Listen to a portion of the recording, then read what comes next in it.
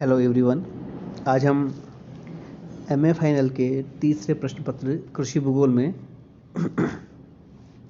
विटलसी के कृषि प्रादेशिकरण के बारे में बात करेंगे। एग्रीकल्चर रीजलाइजेशन विटलसी का। यदि हम कृषि प्रादेशिकरण की बात करें तो भूगोल में प्रदेश अपने आप में एक अध्ययन की महत्वपूर्ण इकाई है और इसी आधार पर भूगोल में प्रादेशिकीकरण या रीजलाइजेशन के आधार पर अध्ययन किया जाता है। कृषि भूतल पर की जाने वाली एक महत्वपूर्ण आर्थिक क्रिया है। यदि हम किसी भी प्रदेश की बात करें तो एक प्रदेश कुछ खास विशेषताओं से समान विशेषताओं से बना हुआ एक क्षेत्र होता है जो अपने निकटवर्ती प्रदेश से भिन्न होता है और ये भिन्नता ही प्रादेशिकरण के आधार होती हैं। कृषि अध्ययन में कृषि प्रदेश की संकल्पना का अध्ययन अत्यंत महत्वपूर्ण स्थान है। कृषि प्रदेश भूमि का एक विस्तृत क्षेत्र है जिसमें कृषि करने की दशाओं व प्रतिरूपों में व्यापक रूप से समानता मिलती है। कृषि प्रदेशों का सीमांकन फसल साहचर्य, फसल पशुपालन साहचर्य तथा फार्म क्रिया प्राविधिकों आदि के मानदंडों के आधार पर होता है। यदि हम किसी कृषि प्रदेश की बात करें तो एक कृषि प्रदेश का निर्धारण कृषि क्रियाओं की समरूपता के आधार पर किया जाता है। जैसे जैसे कृषि का विकास होता गया और विश्व स्तर पर कृषि का अध्ययन जब देखा गया तो कृषि प्रतिरूपों में और कृषि क्रियाओं में भिन्नताएं पाई गई।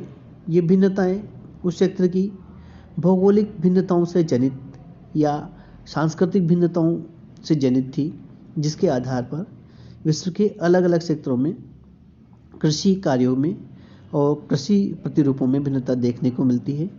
और इन भिन्नताओं के आधार पर और किसी क्षेत्र विशेष में पाई जाने वाली कृषि कार्यों की समानता के आधार पर कृषि प्रदेशों का निर्धारण किया गया। इस क्षेत्र में सर्वप्रथम कार्य 1939 में डेविड विटलसी ने कृषि प्रदेशों का वर्गीकरण किया। इन्होंने अपने कृषि प्रदेशों के वर्गीकरण में जिन मापदंडों को आधार बनाया उनमें पहला जो मापदंड है वो है कृषि फसलों एवं पशुओं का पारस्परिक संबंध। कृषि एक ऐसी क्रिया है जो फसल उत्पादन के साथ साथ पशुओं के रखरखाव और पशुओं के पालन से भी संबंधित है। इस आधार पर कृषि प्रदेशों का निर्धारण किया जाता है। विश्व में कृषि एवं पशुपालन क्रियाएं साथ साथ चलती हैं। दोनों कार्य विस्तृत भूमि व मिट्टी की उर्वरता से संबंधित है। पशु मानवीय श्रम की पूर्ति करते हैं और मानवीय क्षमता को बढ़ाते हैं। वह दुग्ध, मांस, चमड़ा, हड्डी, खाद जैसे पदार्थों को उपलब्ध करवाकर कृषि संस्कृति के महत्वपूर्ण घटक बन गए हैं। भूमि के अनुकूलतम उपयोग के लिए फसलों एवं पशुओं का साहचर्य आवश्यक होता है। भिन्न भिन्न क्षेत्रों में यह साहचर्य अलग अलग प्रकार का मिलता है जो कृषि दशाओं की समानता की प्रादेशिक भिन्नताओं को स्पष्ट करता है। अर्थात किसी एक क्षेत्र में फसलों और पशुओं के में क्या साहचर्य है, क्योंकि कृषि कार्य के साथ साथ पशुपालन का कार्य एक महती आवश्यकताओं के रूप में या पारस्परिक अनुपूरक संबंधों के रूप में किया जाता है। और इस कृषि फसलों के उत्पादन में पशुओं का हस्तक्षेप चारा फसलों के रूप में उगाया जाता है या उनको आर्थिक बनाने के लिए फसल उत्पादन किया जाता है। तो दोनों की पारस्परिक संबंधों के आधार पर कृषि प्रदेशों का निर्धारण किया जाता है। वहीं दूसरा जो कृषि का जो दूसरा है उसमें है कृषि उत्पादन की विधियाँ। अगला कारक हम बात करें तो कृषि प्रादेशिकरण में कृषि उत्पादन की विधियों के आधार पर इसे हम इसमें लेते हैं। इसमें पृथ्वी के भिन्न भिन्न क्षेत्रों में कृषि की दशाओं में भिन्नता के साथ कृषि की उत्पादन विधियां भी भिन्न भिन्न पाई जाती हैं। हर क्षेत्र में फसल कृषि उत्पादन की अलग अलग तरीके हैं। जैसे कहीं जीविका निर्वाह पद्धति से किया जाता है, कहीं गहन कृषि उत्पादन है, कहीं बाजार पर आधारित वाणिज्यिक कृषि या वाणिज्यिक फसलों का उत्पादन किया जाता है, कहीं डेयरी फार्मिंग के आधार पर उत्पादन किया जाता है। जिससे कृषि दशाओं की प्रादेशिक समानता और संबद्धता मिलती है। उदाहरणार्थ कृषि क्षेत्र में कृषि उत्पादन में पारंपरिक विधियों जैसे पशुओं तथा हल आदि का प्रयोग होता है, तो किसी क्षेत्र में आधुनिक कृषि यंत्र जैसे ट्रैक्टर, हार्वेस्टर आदि का उपयोग किया जाता है।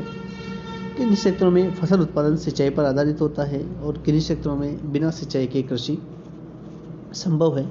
इस प्रकार विस्तृत एवं गहन कृषि भी विभिन्न उत्पादन विधियों के उदाहरण हैं।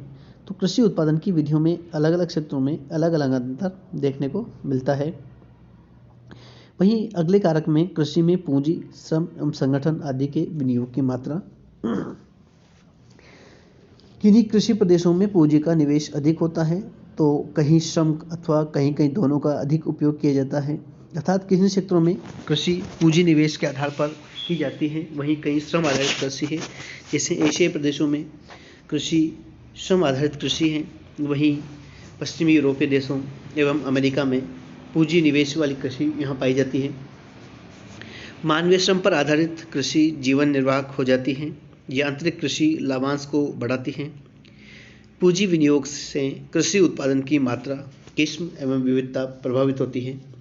संगठन कृषि का एक आवश्यक तत्व है। पिछड़े देशों में प्रत्येक कृषक अलग अलग कृषि उत्पाद या विनिमय करता है। उत्पादों में विपणन की उचित व्यवस्था, मूल्यों पर ध्यान रखकर संगठनात्मक पहलू के उत्तम उदाहरण हैं।